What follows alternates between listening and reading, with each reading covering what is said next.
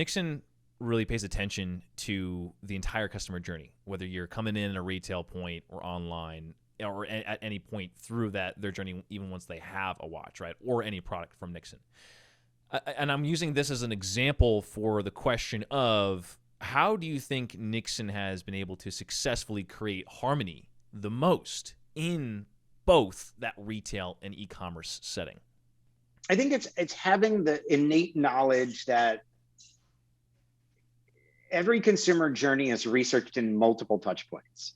There is no distinguishable line between one channel and another. It's just a giant mishmash at this point. And so you have to do everything online with the view that the customer might be viewing offline or researching offline or buying offline and vice versa. You have to go both directions. You have to know that if I'm in the local surf shop in South Florida, that journey might very well lead you to researching the price on Amazon, which may or may not be controlled by Nixon versus controlled by Amazon, depending on 1P or 3P. And you have to understand that all those things are intertwined. And once you swallow that pill and say, okay, there is no isolation anymore, the internet is the great equalizer, you can very quickly now look at experiences that'll help people across the board. So an example of that is 3 years ago, we began on a journey of integrating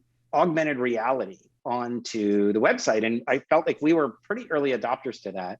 We've used a great partner who's been with us the whole time called Seek XR.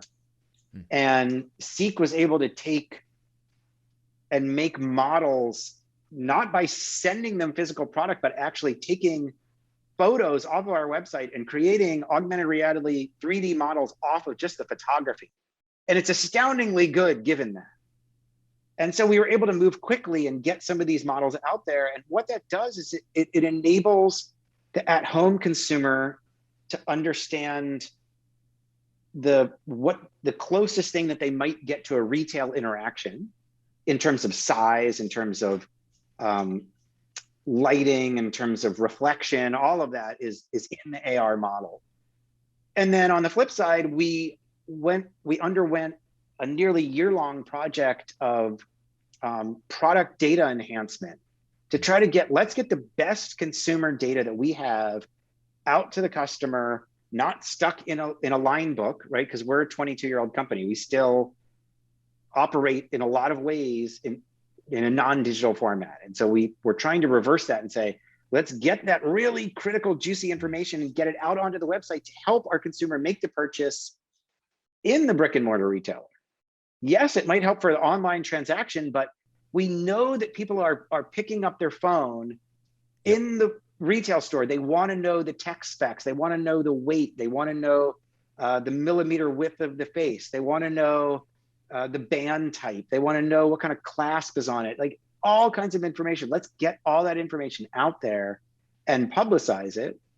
Wow. And make it mobile friendly. And now we've taken two different projects that work in both directions. They help the home consumer understand a size and a shape to a watch and see it in a real world environment. And we're helping an in-store customer be able to look at the detailed specifications that don't fit on a hang tag.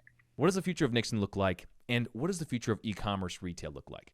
Oh, that's a hard one. Well, the future of Nixon is a little bit easier because I live and breathe it every day. That is great consumer experiences, a heavy focus on digital, a heavy focus on making great product that adds something to somebody's lifestyle. In terms of the consumer marketplace, wow, that's a tough one.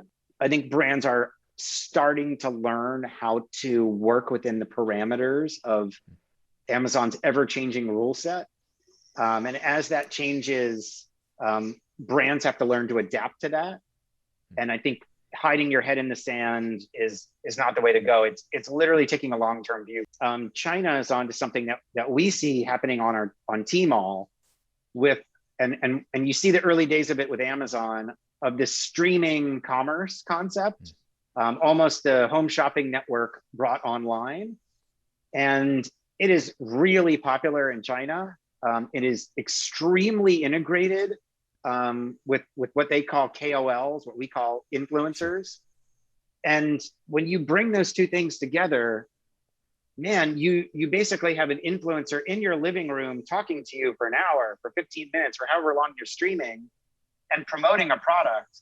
It can be a very powerful medium. So I think that is just on the tip, like 0.1% in the US in terms of anybody even knowing it exists. I think when we look 5 years from now, it'll be a different story.